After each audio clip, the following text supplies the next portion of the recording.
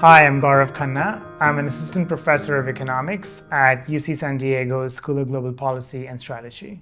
My research is really about what's happening in developing economies around the world, mostly with low-income populations. And one thing you kind of see is that low-income populations often don't have access to good jobs. And what are the ways to fix that issue?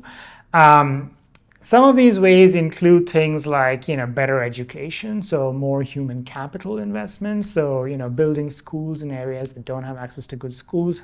How does that kind of transform those local economies, for instance, down the line once these students join the labor market? How does it really transform what happens to jobs there? Do they get good jobs?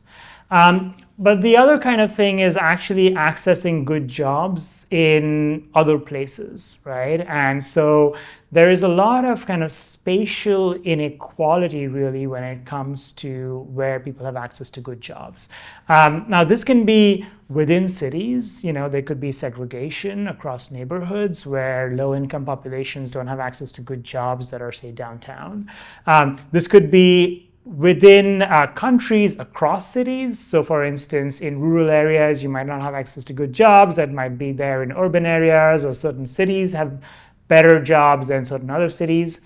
And then this could be across country borders as well. So, the US has many more good jobs than, places in low-income countries. And migration restrictions might essentially keep people from accessing a lot of these good jobs, right? So just thinking through these issues and thinking about how we can best provide access to good employment opportunities to low-income individuals can have a really big impact on their lives. And that's really kind of what drives my research.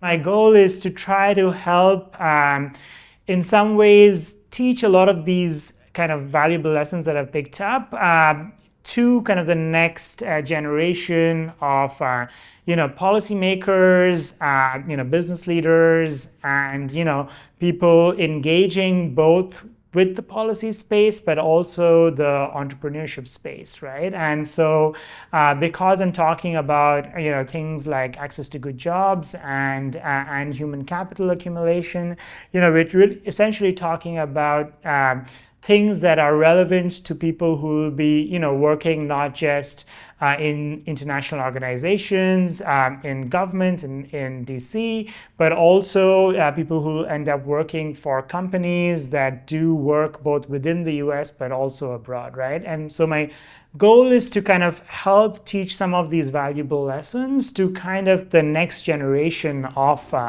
these business leaders and people in the policy space.